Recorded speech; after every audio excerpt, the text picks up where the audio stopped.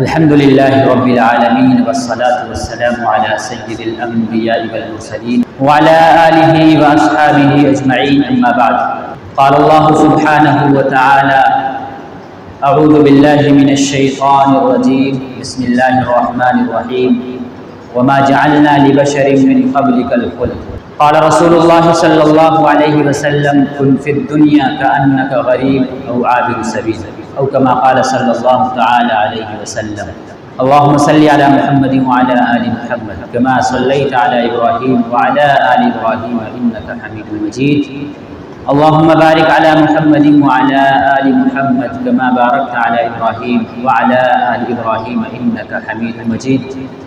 محترم بزرگوں، دوستوں، اللہ رب العزت کا احسان عظیم ہے کہ اس نے ہمیں اور آپ کو یہاں جمع فرمایا اور کچھ کہنے اور سننے کی بھی توفیق عطا فرمائی. دعا کریں کہ اللہ رب العزت ہمیں ان باتوں پر عمل کرنے کی توفیق عطا فرمائے جو باتیں کہی جائیں. اللہ تبارک و تعالیٰ نے ہمیں اس دنیا کے اندر بھیجا ہے اور نبیوں کا سلسلہ قائم فرمایا. کم و بیش 1.25 لاکھ انبیاء اکرام علیہم السلام اس کائنات کے اندر آئے اور سب سے آخر میں جناب رسول اللہ صلی اللہ علیہ وسلم اس دنیا کے اندر تشریف لائے اور آپ نے یہ بتایا کہ یہ زندگی ایسی گزارو کہ تمہاری آخرت روشن ہو جائے. تم یہاں ایسی تیاری کرو کہ قبر میں اندھیری ختم ہو جائے. تم ایسی زندگی گزار کے جاؤ کہ آخرت میں تمہیں چین اور سکون نصیب ہو. ایسی زندگی نہ گزارو، اللہ کے حکموں کو نہ ٹھکراؤ، اللہ کی نافرمانی کر کے اس دنیا سے نہ جاؤ کہ قبر بھی تاریکی ہو اور آخرت کی زندگی بھی پوری تاریک ہو جائے. تو انبیاء علیہم السلام اس دنیا کے اندر اسی لیے آتے رہے تاکہ تم کامیابی والی زندگی گزار کے اس دنیا سے جاؤ. کیونکہ زندگی جو ہے یہ دنیا کی زندگی تو ایک مسافر خانہ ہے، اصل زندگی آخرت کی زندگی ہے. اسی لیے حضرت ابو بکر صدیق رضی اللہ تعالیٰ عنہ فرماتے ہیں الظلمات خمس والسراج لها خمس، کہ 5 قسم کی تاریکیاں ہیں اور ان کے لیے 5 قسم کے چراغ ہیں، 5 قسم کی روشنیاں. سب سے پہلی چیز بیان فرمائی حب الدنیا ظلمت والسراج لها التقوى. الاسم ظلمت والسراج لها التوبہ. القبر ظلمت والسراج لها لا الہ الا اللہ محمد رسول اللہ. والآخرة ظلمت والسراج لها العمل الصالح. والصراط ظلمت السراج لها اليقین. فرمایا کہ جو سب سے پہلی چیز ہے وہ فرمایا حب الدنیا ظلمت والسراج لها التقوى، کہ دنیا کی محبت ایک تاریکی ہے. دنیا کی محبت ایک تاریکی ہے اور اس کا چراغ تقویٰ ہے، پرہیزگاری ہے، اللہ سے ڈرنا ہے کہ ہم اس دنیا کے اندر جو کام کر رہے ہیں کہیں وہ ایسا کام تو نہیں ہے جو اللہ کو ناخوش کر دے. کہیں ایسا کام تو نہیں کر رہے ہیں جس سے اللہ تبارک و تعالیٰ ناراض ہو جائے. کہیں اللہ کی نافرمانی کرتے ہوئے تو ہم زندگی نہیں گزار رہے ہیں. کہیں اللہ کے فرمان کو ٹھکرا کر ہم زندگی تو نہیں گزار رہے ہیں. تو فرمایا حب الدنیا ظلمت والسراج لها التقوى، کہ دنیا کی محبت ایک تاریکی ہے اور اس کا چراغ، اس کی روشنی تقویٰ ہے، اللہ سے ڈرنا ہے. کہیں دنیا کی محبت میں ہم اللہ کو ناراض نہ کر بیٹھیں، دنیا کی محبت میں ہم ایسا نہ کام کر بیٹھیں جس سے اللہ تبارک و تعالیٰ ناراض ہو جائے. کیونکہ جو دنیا میں جو کام ہوتے ہیں، دنیا میں جو نافرمانیاں ہوتی ہیں، اللہ کی نافرمانی ہو، رسول اللہ صلی اللہ علیہ وسلم کے حکموں کی نافرمانی ہو، وہ دنیا کی محبت کی وجہ سے جیسا. تو فرمایا حب الدنیا ظلمت والسراج لها التقوى، کہ دنیا کی محبت ایک تاریکی ہے اور اس کا چراغ تقویٰ ہے. اللہ سے ڈر ڈر کر زندگی گزارنا ہے، اللہ کو ناراض کر کے زندگی نہیں گزارنا ہے، اللہ کو راضی کر کے زندگی گزارنا ہے. اور دوسری چیز فرمائی الاسم ظلمت والسراج لها التوبہ، کہ گناہ کرنا ایک تاریکی ہے اور اس کا چراغ توبہ ہے. کہ اگر گناہ ہو جائے تو اس کا چراغ توبہ ہے، توبہ کر لو، کیونکہ انسان خطا کار ہے، انسان سے غلطیاں ہوتی ہیں، انسان سے نافرمانیاں ہوتی ہیں، انسان کوئی فرشتہ نہیں ہے، انسان ایک ایسی مخلوق ہے جو نسیان انسان کے معنی ہی بھولنے کے، کہ انسان بھول جاتا ہے لیکن پھر اللہ تبارک و تعالیٰ سے توبہ استغفار کر لیتا ہے۔ تو یہ توبہ استغفار کرنا، اللہ کے سامنے رونا، اللہ کے سامنے گڑ گڑانا، یہ ایک طرح کا چراغ، ایک طرح کی روشنی۔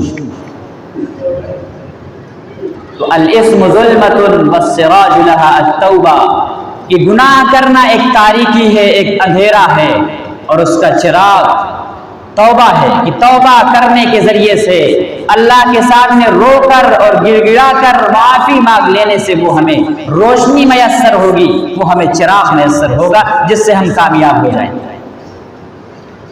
اور تیسرے فرمایا القبر ظلمۃ والسراج لها لا الہ الا اللہ محمد الرسول اللہ، کہ قبر ایک تاریکی ہے، یہ تو ہم سنتے رہتے ہیں، قبر ایک تاریکی ہے اور اس کا چراغ لا الہ الا اللہ محمد الرسول اللہ ہے، کہ اگر ہم نے لا الہ الا اللہ کے تقاضوں کو پورا کیا ہوگا، لا الہ الا اللہ کے مقصد کو پورا کیا ہوگا، تو قبر ہمارے لیے روشن بن جائے گی۔ ایک حدیث شریف میں آتا ہے کہ قبر یا تو جنت کے باغوں میں سے ایک باغ ہے یا جہنم کے گڑھوں میں سے ایک گڑھا ہے۔ اگر ہمیں قبر کو جنت کا باغ بنانا ہے، اگر ہمیں قبر کو روشن کرنا ہے، اگر ہمیں قبر کے اندر سے تاریکی ہٹانا ہے، تو فرمایا القبر ظلمۃ والسراج لها لا الہ الا اللہ، کہ تمہیں لا الہ الا اللہ محمد الرسول اللہ کے تقاضوں پہ چلنا پڑے گا۔ لا الہ الا اللہ، اللہ کے فرمان کو اپنانا پڑے گا، اللہ کے حکموں پر چلنا پڑے گا، اور محمد الرسول اللہ، اللہ کے رسول صلی اللہ علیہ وسلم کی سنتوں پر چلنا پڑے گا۔ اس کے اندر دو جز ہیں، ایک لا الہ الا اللہ، ایک محمد الرسول اللہ۔ اللہ کے فرمان پر چلنا ہے، اللہ کے حکموں کو ماننا ہے، کس کے طریقے پر؟ رسول اللہ صلی اللہ علیہ وسلم کے طریقوں پر۔ بہت سے لوگ کچھ ایسے کام کر بیٹھتے ہیں، بظاہر تو بڑے اچھے معلوم ہوتے ہیں، بظاہر تو دیکھنے میں بہت اچھے ہیں، لیکن وہ طریقہ رسول اللہ صلی اللہ علیہ وسلم کا نہیں ہوتا ہے۔ تو جو طریقہ رسول اللہ صلی اللہ علیہ وسلم کا نہ ہو، وہ کام تمہیں گمراہی کی طرف لے جائے گا،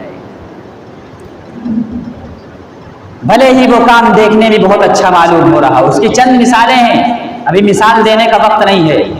تو حضرت ابوبکر صدیق رضی اللہ تعالیٰ عنہ نے فرمایا القبر ظلمۃ والسراج لها لا الہ الا اللہ، کہ قبر ایک تاریکی ہے، اس کا چراغ لا الہ الا اللہ محمد الرسول اللہ۔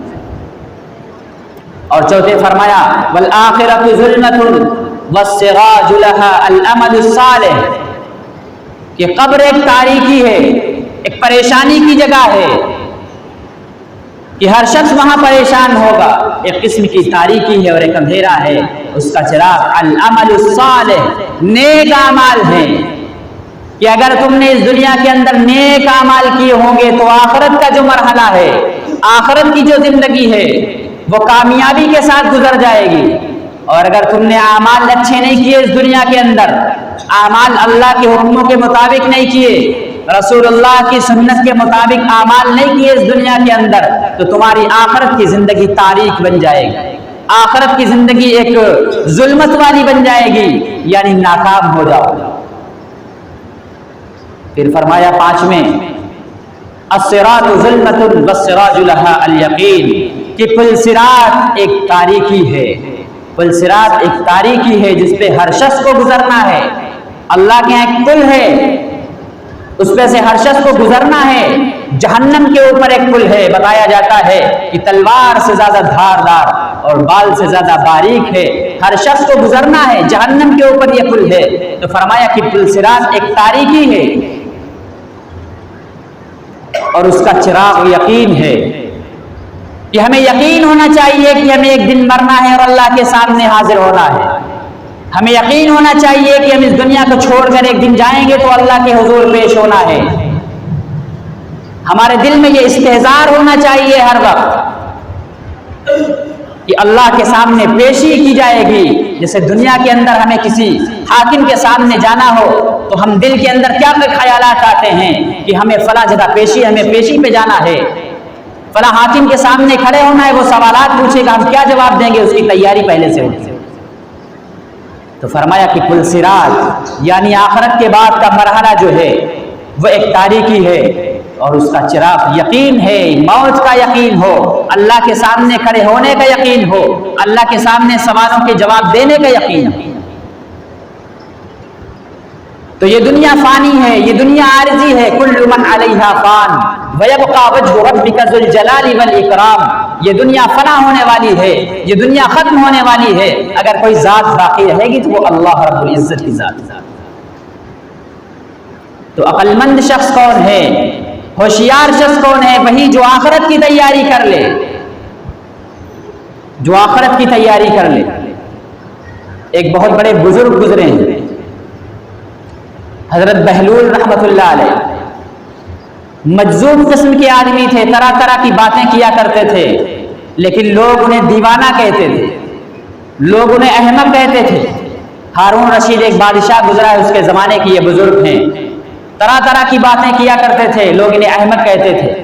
تو ان کا آنا جانا بادشاہ کے پاس تھا، اور بادشاہ بھی وہ ان سے مذاق کیا کرتا تھا، اور اس نے اپنے کارندوں کو، اپنے درباریوں کو یہ حکم دیا تھا کہ جب بہلول ہمارے پاس آنے کی کوشش کریں، ہمارے دربار میں آئیں، تو ان کو اجازت دے دی جائے، ان سے سوالات نہ کیے جائیں، بلکہ ان کے لیے عام اجازت ہے کہ وہ جب چاہیں ہمارے پاس آ سکتے ہیں۔ تو وہ جایا کرتے تھے، وہ ان سے مذاق کیا کرتے تھے، بیٹھتے تھے، حکمت کی باتیں بھی ہوتی تھی، لیکن وہ ہارون رشید بادشاہ ان کو دیوانہ کہتا تھا۔ ایک مرتبہ جب یہ اس کے پاس گئے حضرت بہلول رحمۃ اللہ علیہ، تو اس کے ہاتھ میں دیکھا ہے کہ ایک چھڑی ہے، ایک ڈنڈا ہے۔ تو حضرت بہلول رحمۃ اللہ علیہ نے فرمایا کہ یہ ہاتھ میں کیا ہے؟ تو بادشاہ نے کہا کہ ایک چھڑی ہے۔ تو کہا اچھا۔ بات ہوتی رہی، ہنسی مذاق ہوتی رہی، تو بادشاہ نے وہ چھڑی بہلول دانا رحمۃ اللہ علیہ کو دے دی، اور فرمایا کہ یہ ڈنڈا، یہ چھڑی میں تم کو امانت کے طور پہ دے رہا ہوں، اور یہ امانت اپنے پاس رکھ لو، اور جب تمہیں اس دنیا کے اندر تم سے زیادہ بڑا بے وقوف کوئی مل جائے تو وہ اس کو دے دینا۔ یعنی اس کے خیال میں تھا کہ تم سے زیادہ بڑا بے وقوف اس دنیا کے اندر کوئی نہیں، کہ تم دیوانوں کی طرح باتیں کیا کرتے ہو۔ جیسے کہ آج کل علماء جب بیان کرتے ہیں تو لوگ کہتے ہیں کہ ان کو بس آخرت کی پڑی، ایسے بھی دنیا کے اندر ہے۔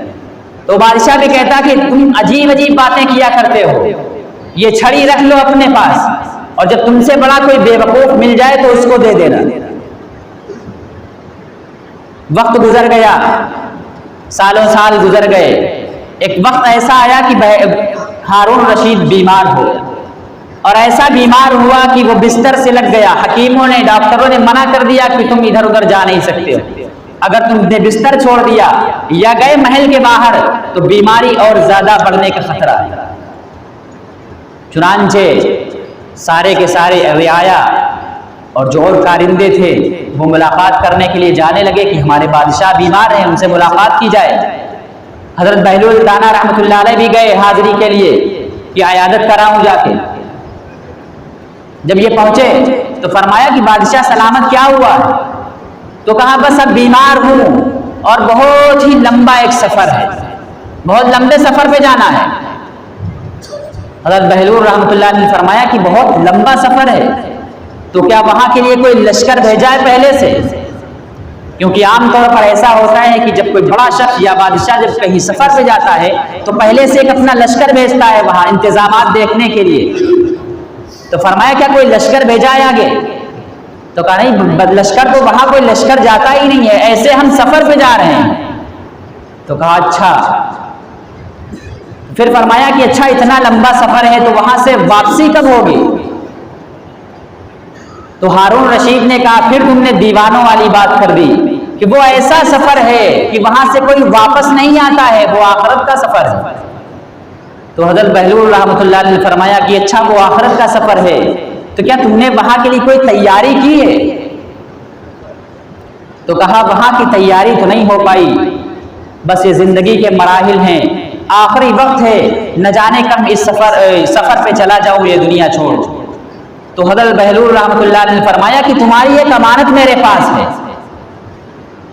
اور تم نے یہ کہا تھا کہ اگر تم سے بڑا کوئی بے وقوف اس دنیا کے اندر مل جائے تو وہ اس کو دے دینا، اس لیے تمہاری ایک امانت میرے پاس رکھی ہوئی ہے، اور میں تم سے بڑا بے وقوف اس دنیا کے اندر نہیں دیکھ رہا ہوں، لہٰذا اپنی امانت اپنے پاس آپ رکھ لیجیے، کیونکہ سب سے بڑا بے وقوف وہی ہے جو یہاں دنیا میں رہ کر اور آخرت کی کوئی تیاری نہ کرے۔ یہ حدیث کا مفہوم ہے کہ سب سے بڑا بے وقوف وہی ہے جو دنیا میں رہتے ہوئے آخرت کی تیاری نہ کرے۔ تو بہلول دانا رحمۃ اللہ علیہ نے وہ امانت نکال کر اس بادشاہ کو دے دی اور فرمایا کہ آج تم سے بڑا اس کائنات کے اندر کوئی بے وقوف نہیں ہے، لہٰذا یہ اپنی امانت اپنے پاس رکھو۔ جب بادشاہ نے یہ سنا تو آنکھوں میں آنسو جاری ہو گئے، اور اس نے کہا کہ تم نے صحیح کہا، تم نے بڑی حکمت کی بات بتائی ہے، یقیناً یہ دنیا اللہ تبارک و تعالیٰ نے اس لیے بنائی اور ہمیں اس لیے بھیجا ہے تاکہ تم اس دنیا کے اندر آخرت کی تیاری کر لو، اور تمہارا بہت بڑا شکریہ جزاک اللہ کہ تم نے ہماری آنکھیں کھولی۔ اس نے بہلول دانا رحمۃ اللہ علیہ کا شکریہ ادا کیا۔ تو یقیناً عقل مند آدمی وہ ہے جو اس دنیا کے اندر تیاری کر لے آخرت کی، اس دنیا کے اندر مرنے کے بعد کی تیاری کر لے، کیونکہ اللہ کے نبی صلی اللہ علیہ وسلم کو خود اللہ تبارک و تعالی نے فرمایا وَمَا جَعَلْنَا لِبَشَرٍ مِّن قَبْلِكَ الْخُلْدَ، کہ اس دنیا کے اندر کسی انسان کو ہمیشہ رہنا نہیں، نہ یہ جوانی ہمیشہ رہے گی، نہ بڑھاپا ہمیشہ رہے گا، نہ یہ خوشی ہمیشہ رہیں گی، نہ غم ہمیشہ رہیں گے، ہر چیز فانی ہے، ختم ہونے والی ہے۔ تو جب ہر چیز فانی ہے، ہر چیز ختم ہونے والی ہے، تو انسان اس دنیا سے دل کیوں لگائے؟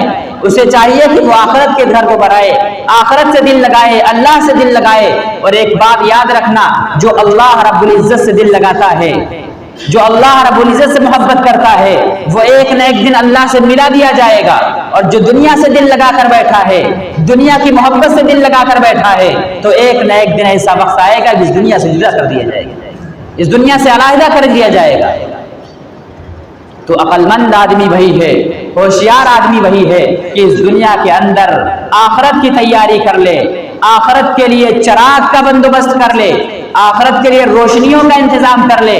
جیسا کہ میں نے بتایا کہ 5 قسم کی تاریکیاں ہیں، ان کے لیے 5 قسم کے چراغ ہیں کہ گناہوں سے توبہ کر لے، لا الہ الا اللہ محمد رسول اللہ کے تقاضوں پر عمل کر لے، دنیا کی محبت دل سے نکال دے، اور آخرت پر اس کا یقین ہونا چاہیے کہ ہمیں اللہ کے حضور ایک دن پیش ہونا ہے، اور اعمال صالحہ اختیار کرنا چاہیے کہ اللہ کے حضور جب ہمارے اعمال نامے پیش ہوں گے تو اعمال نامہ میں جو اعمال ہمارے پاس ہوں وہ نیک اعمال کا ذخیرہ ہو۔ اللہ رب العزت سے دعا ہے کہ اللہ رب العزت ہمیں ان باتوں پر عمل کرنے کی توفیق عطا فرمائے۔ وآخر دعوانا الحمدللہ رب العالمین۔ جنہوں نے سنتیں ادا کی وہ سنتیں ادا کریں۔